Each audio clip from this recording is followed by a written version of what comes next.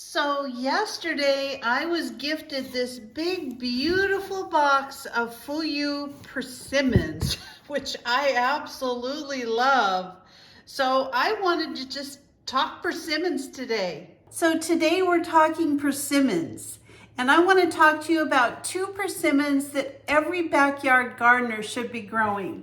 There's the Hachiya persimmon. I never am sure how to pronounce that. And there's the Fuyu persimmon.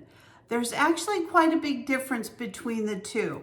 Now, I actually grow this particular persimmon in my backyard, and this year I have actually got quite a few persimmons.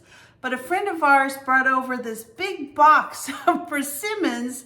He brings them every year, and these are the Fuyu persimmons, and they're just much different in the way that you can treat them, eat them, everything. So the Fuyu persimmon is native to Asia. It's about 5 to 7 centimeters, and the tops are usually green instead of brown. That's how you really should look at them.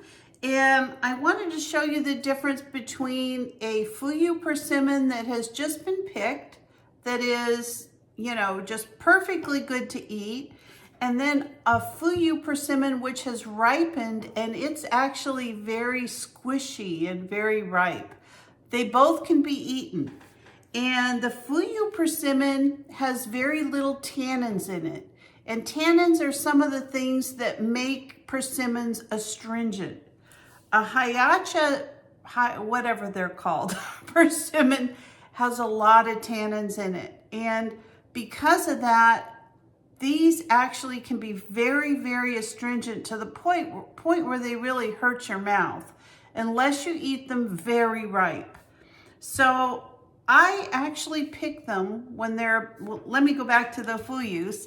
So the Fuyu persimmon, what's beautiful about this persimmon is that you can eat it in its super ripe form, or you can eat it in its just picked off the tree form. You can eat these just like an apple. You can eat the skin and everything. So let me show you how it looks, a really ripe one or a semi-ripe one. They're both really ripe. It's just one is gonna be the texture is a lot different than this one.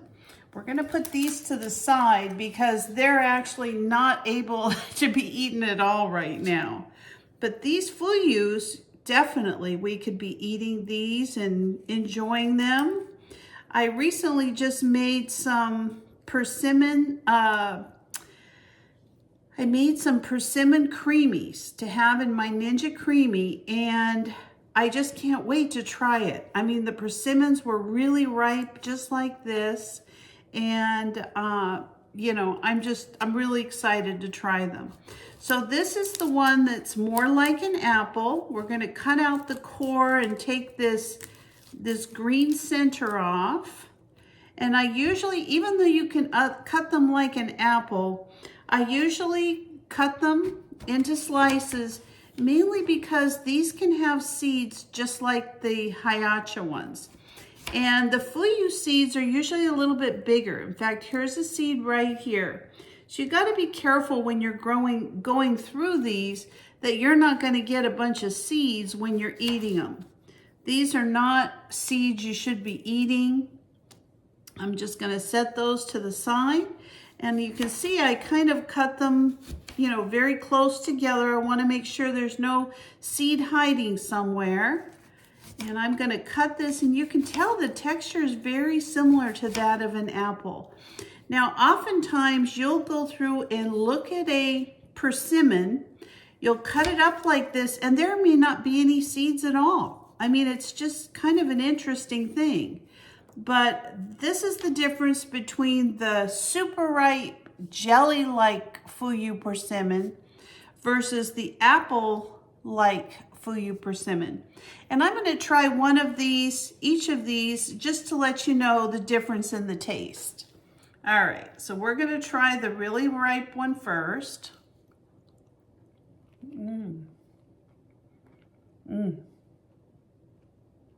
These are like my favorite fruit. I love persimmons. I just love them. And this is the one you can eat like an apple.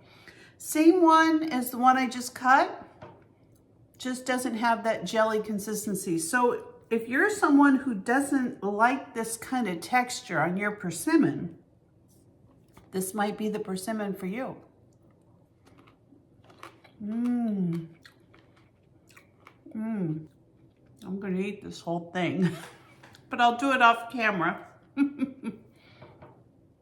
So the Hachiya persimmon, we have to wait until this is completely jelly-like, like this one.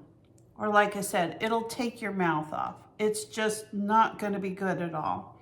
So I've washed these.